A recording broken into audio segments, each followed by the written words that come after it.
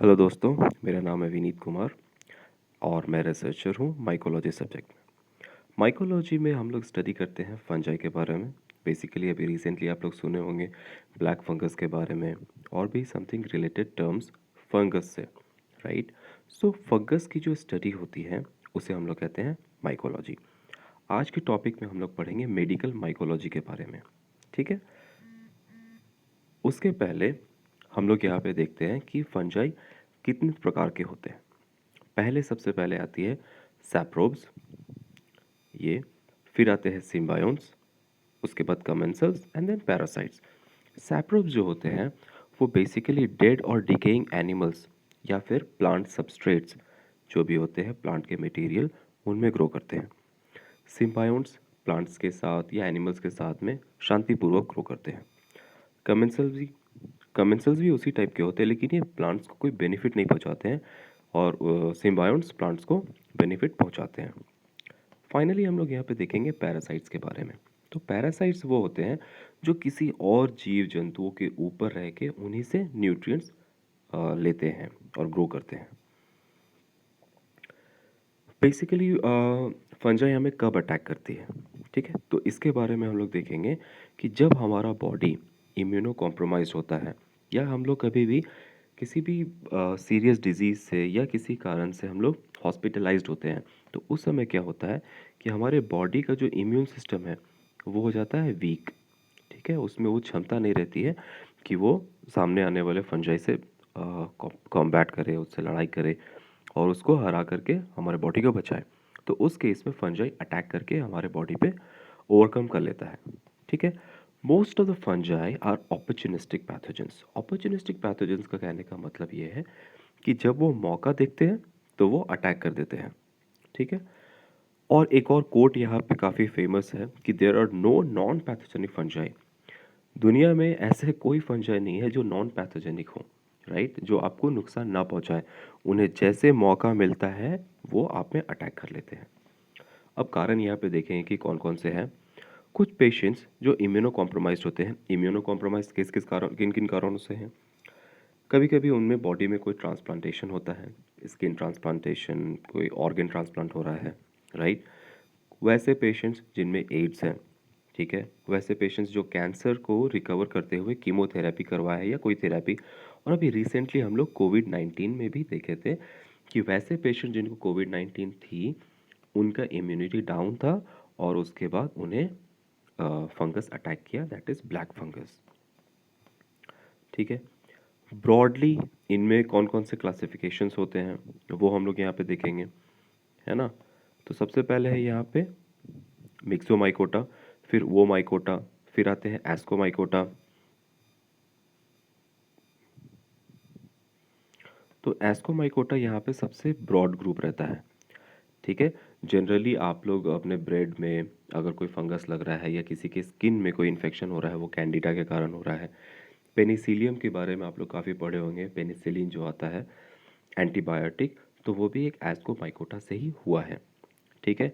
Basidiomycota, आप लोग restaurant में गए, आपने मशरूम ऑर्डर किया, तो वो बेसिडियोमाइकोटा का ही एक पार्ट है, ठीक है। तो ये ब्रॉड क्लासिफिकेशन एक है उसके बारे में।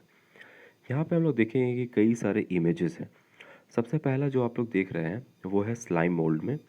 तो स्लाइम मोल्ड में आप देखेंगे कि ये काफ़ी ज़्यादा फास्ट ग्रोइंग है, ठीक है। एक एरिया को 3D रूप में कवर कर सकता है ये, ठीक है।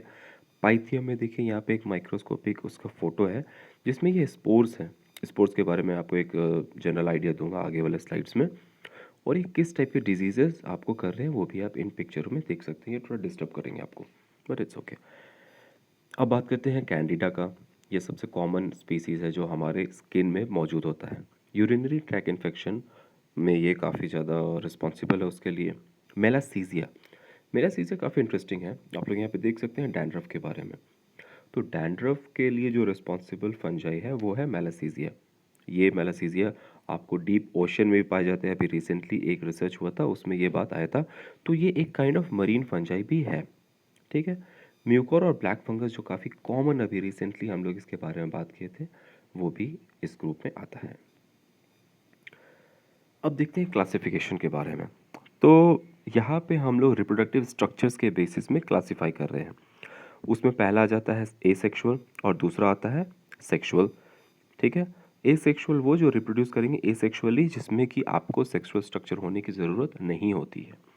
और सेक्सुअल वो जो है जिनमें सेक्सुअल स्ट्रक्चर या प्रोटेक्टिव लेयर एक ज़रूरत पड़ेगी यहाँ पे, सच एज एस्कस, ठीक है।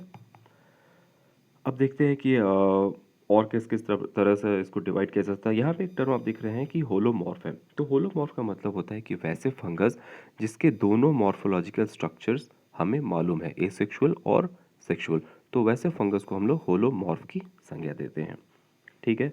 अब बात करेंगे हम लोग की रूट ऑफ इन्फेक्शन से भी, कि वो किस प्रकार से हमारे बॉडी में एंटर कर रहे हैं, उसके बेसिस पे भी हम लोग फंजाई को डिवाइड करते हैं। तो पहला है एक्सोजीनस, यानी कि जो बाहर से आ रहे हैं। एक्सो का मतलब बाहर, जीनस जो आ रहे हैं। एंडोजीनस यानी कि जो अंदर से उत्पन्न हो रहे हैं और वो हमें कुछ कुछ डिजीज़ कॉज कर रहे हैं। वो पहले से हमारे बॉडी में थे, फिर जैसे हमारा बॉडी में उसको मौका मिला वो ग्रो करके अटैक किए, ठीक है। ये भी उसी के बारे में है, प्राइमरी पैथोजन, होस्ट इम्यूनिटी, इन सब के बारे में हम लोग यहाँ पे चर्चा कर रहे हैं। अब देखते हैं यहाँ पे कि कौन कौन से स्ट्रक्चर्स के बेसिस पे हम लोग मल्टीप्लिकेशन फंजाई का होता है। तो पहला तो जैसे हम लोग अभी पढ़े थे, सेक्सुअली और एसेक्सुअली हम लोग इसको डिवाइड कर रहे हैं, ठीक है। सेक्सुअली जब हम लोग डिवाइड करते हैं तो उसमें जो स्पोर्स होते हैं, यानी कि जैसे कि प्लांट में सीड्स होते हैं, उसी प्रकार से फंजाई में स्पोर्स होते हैं।